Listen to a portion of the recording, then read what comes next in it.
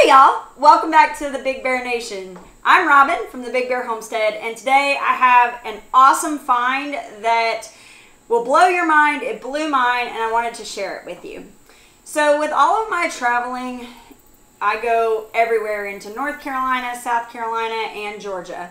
And I found a farmer's market that actually we had found last year when Jason and I talked about the big plans for 2020. It's called Osage Farms, and it's up near Clayton, Georgia. Well, up there, occasionally they will have deals that we kind of just happen upon.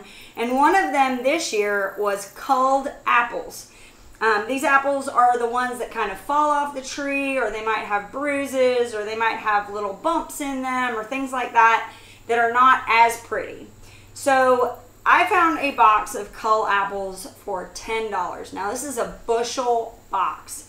And that's a lot of apples. That's not a lot. That's not apples that you want to just sit down and try to eat. That's the apples that you want to be able to store. So that's what I did. I bought that $10 box of Cull apples. We brought them home, and the whole family participated in being able to preserve these apples. Now here on the homestead, we believe in using everything. So that means the cores, the peels, the apples themselves. So what we did is we peeled all the apples, took the peels and put them into a big bucket. This bucket is actually like a 7.8 or I think 7.8 gallon bucket. It's actually a bucket you can get at a brewery supply store. And then we also have an airlock. So what we did is we peeled all of these apples. We put the peels and the cores into the bucket. We poured in enough water to cover up to the top of where all of the peels and the cores were. And then we added sugar to be able to ferment those and turn it into apple cider vinegar. Now, we also had to put a plate on it to kind of keep everything below the liquid. And then I took a glass baking dish, put it on top so that it would weigh it down and keep everything from floating up. And then in about 6 to 8 weeks, we should have apple cider vinegar. The airlock will actually send up little bubbles, and when it stops sending up the bubbles, that's when it's done fermenting and it's time to bottle it up.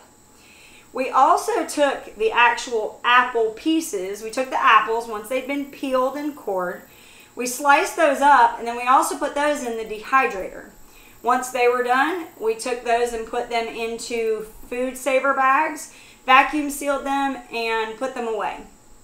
Now, in another video, because obviously we didn't do a bushel's worth of those apples just sliced and dried, we also made apple butter. And you'll be able to see that video once we get everything put together. So the next time that you're at the grocery store or the farmer's market and you see a great deal on a large amount of apples, don't shy away from it. Buy that bushel box. Go ahead and take them home, peel them out, core them out, make you some apple cider vinegar, and then go ahead and either slice up the apples, dehydrate them, or make yourself some applesauce or apple butter. I know you can do it. Now, if you really like this video, go ahead and check out this video that we made about how to make butter from raw milk. I guess you can't preserve all of them. It's time to eat some apples. Thank you for stopping by the Big Bear Homestead. God bless, and have a nice day.